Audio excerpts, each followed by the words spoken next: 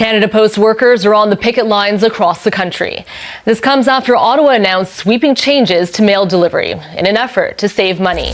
You cannot take our jobs away from us. Have you ever wondered what happens when the backbone of a nation starts to snap? Not just a company, not just a service, but an institution so deeply rooted in everyday life that its failure shakes the whole country. That is exactly what's unfolding in Canada right now. The story of Canada Post isn't just about mail delivery. It's about a government losing control, unions pushing for more, while taxpayers foot the bill, and an economy that looks like it's standing on the edge of collapse. Canada Post, once a proud symbol of national service, is now in the headlines for all the wrong reasons. Billions in losses, strikes grinding services to a halt, and talk of eliminating door-to-door delivery altogether. What was once a daily routine, checking the mailbox, is becoming a luxury fewer Canadians can count on. And behind the chaos, the same names keep surfacing: weak leadership, political mismanagement, and economic policies that many argue are designed to fail. The most recent blow came when Canada Post workers went on strike again. Their union insists they had no choice, blaming the government for refusing to adapt to modern needs. But the truth is messier. On one hand, workers are demanding higher wages, more benefits, and veto power over operational changes. On the other, Canada Post is bleeding money, losing over $1 billion last year and possibly $1.5 billion this year. It's a standoff between a sinking ship and a crew that refuses to tighten the sails. What makes this collapse so alarming is that everyone saw it coming. Reports going back to the 1990s warned of the same problems: declining mail volumes, rising delivery costs, outdated regulations, and a business model that no longer works in the digital age. Yet decade after decade, governments looked the other way. Instead of bold reforms, they offered patches, bailouts, and empty promises. Now, taxpayers are paying more for a service they use less, while being told they should accept even less convenience. Like the end of door-to-door delivery, this isn't just about inefficiency, it's about trust. How much faith can Canadians have in a government that lets an essential service crumble under its watch? The strikes and bailouts are only symptoms. The real disease is leadership paralysis. Politicians like Carney promised stability, modernization, and resilience. Instead, Canadians got the opposite: instability, outdated services, and a system in freefall. Listen closely to John Hamilton, a Canada Post spokesperson. He admitted it openly. Fewer letters are being mailed, more addresses need to be served, costs are spiraling upward, and the corporation hasn't been able to adapt. That's not just bad business. That's the sound of a system that's been deliberately left to rot. Hamilton himself said it's been studied to death. The conclusions were always the same: the model is broken. But politicians and union leaders avoided tough choices until the walls came crashing down. Meanwhile, the demands from the union are staggering: 19% pay increases, 17 personal leave days, a full week of vacation, and the ability to block management from making changes. These aren't small adjustments, they're ultimatums. And who shoulders the cost? Not the politicians, not the union bosses. It's ordinary Canadians' families struggling with inflation, seniors cutting corners on groceries, small businesses barely surviving. Every strike, every delay pushes more people and companies to abandon Canada Post entirely in favor of private couriers or digital alternatives. That's called a death spiral, and once it starts, it rarely stops. Think about it. Why would any business return to a service that can't guarantee delivery? That shuts down every time a labor dispute erupts, and that needs billions in taxpayer bailouts just to keep the lights on. Once trust is broken, it doesn't come back, and that is the reality facing Canada Post right now. But the collapse of Canada Post is only part of a bigger picture. It reveals something deeper about Canada's entire economic direction. The government's response isn't bold reform or a plan to rebuild trust. Instead, it's the same tired rhetoric about modernization, sprinkled with talk of new programs like centralized digital IDs. For many Canadians, that feels less like progress and more like controlling layers of bureaucracy while essential services collapse. It's worth asking, is this mismanagement or something more deliberate? Critics argue that leaders like Carney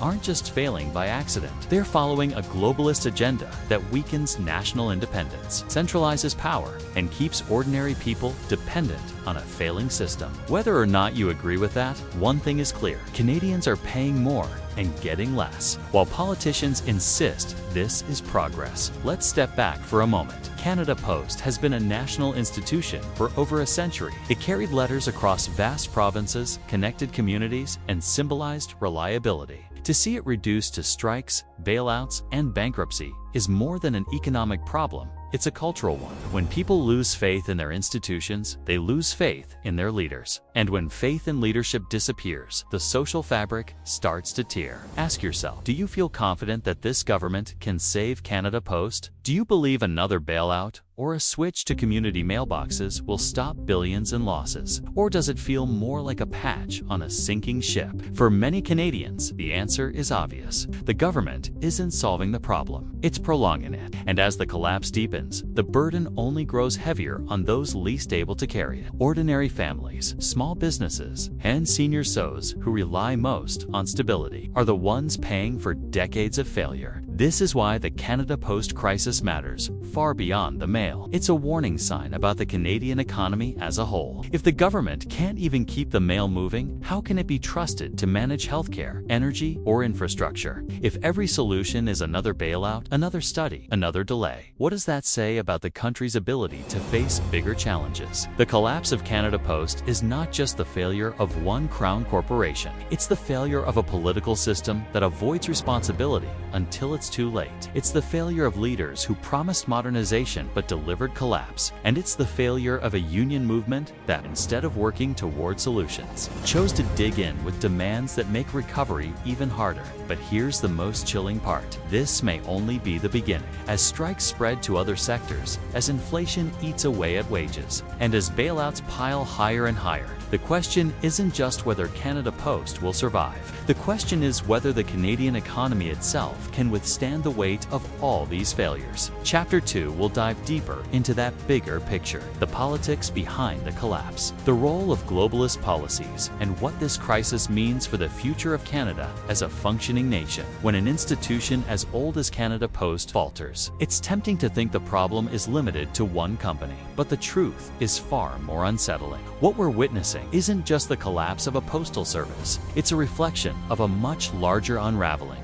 The economy, the political system, even the confidence of everyday Canadians all are tied to the same threads. And right now, those threads are fraying. Let's look at what's happening beneath the surface. Canada Post's bankruptcy doesn't exist in a vacuum. Over the past decade, Canada has been rocked by strikes in rail, airlines, education, and healthcare. Workers across industries are frustrated, governments are paralyzed, and taxpayers are stuck in the middle. Each crisis feeds into the next, creating a cycle that feels endless. When rail workers walk out, the supply chain slows. When teachers strike, families scramble. And when postal workers stop delivering, small businesses lose trust in one of the few services that used to connect every corner of the country. This repeated cycle exposes something politicians rarely admit. The system isn't just struggling, it's breaking. And instead of confronting the root causes, outdated models, unsustainable promises, and runaway costs, leaders try to buy time with bailouts and promises of modernization. But modernization, in this context, often comes with strings attached. Listen to how government officials frame their solutions. Instead of talking about making Canada Post competitive again, they talk about phasing out door-to-door delivery and pushing Canadians toward community mailboxes. Instead of offering a bold vision for how to adapt to the digital economy, they float the idea of digital IDs and centralized systems. It feels less like fixing what's broken and more like reshaping the country into something less free, less independent, and more controlled. And this is where Mark Carney's name keeps appearing. Once hailed as an economic genius, Carney has been presented to Canadians as the steady hand guiding the nation through turbulent times. But when you look closer, his steady hand looks more like a heavy hand. Under his influence, the message to Canadians is simple: pay more taxes, accept fewer services, and trust leaders who have already proven they can't deliver. Critics go further, saying Carney is pushing Canada toward a globalist model shaped by organizations like the World Economic Forum. It's a vision where national independence is traded for international consensus, where individual freedoms are overshadowed by digital systems, and where failure at home is excused in the name of global priorities. Whether or not you agree with that perspective,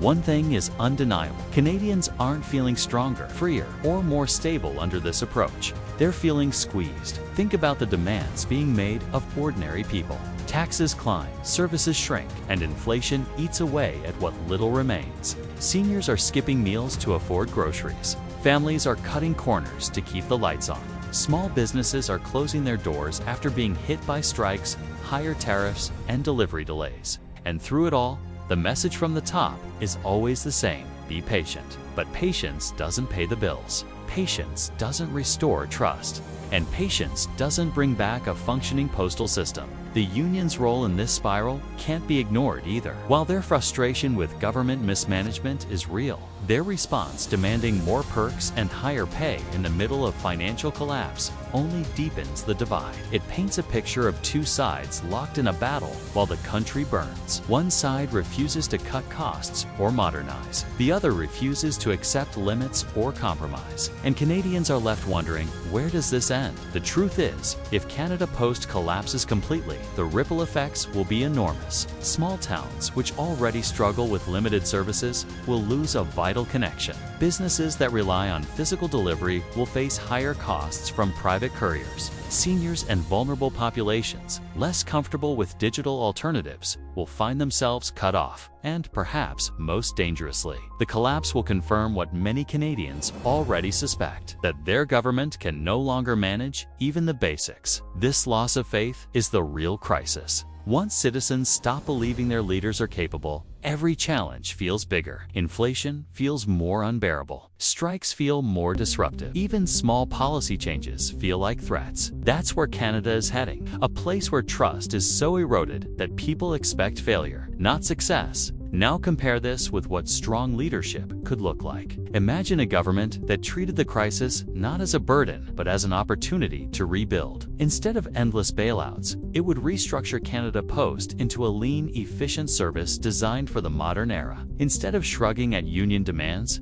it would enforce fair but sustainable agreements. Instead of pushing vague promises of modernization, it would show real results: lower costs, reliable delivery, and accountability for every taxpayer dollar. That's not a fantasy. Other nations have modernized postal services successfully. Some have diversified into logistics, e-commerce, and digital solutions, making their postal systems profitable and trusted again. The problem isn't that Canada Post can't be saved. The problem is that Canada's leaders don't seem willing to save it. They're too busy managing the optics, too invested in global narratives, and too afraid of upsetting unions or voters with tough choices. So what does this mean for the future of Canada? If nothing changes, the answer is grim. Expect more strikes, more bailouts, and more hollow promises. Expect taxpayers to pay more and receive less. Expect businesses to keep abandoning Canada Post, driving it further into irrelevance. And expect ordinary Canadians to feel more powerless as their institutions crumble,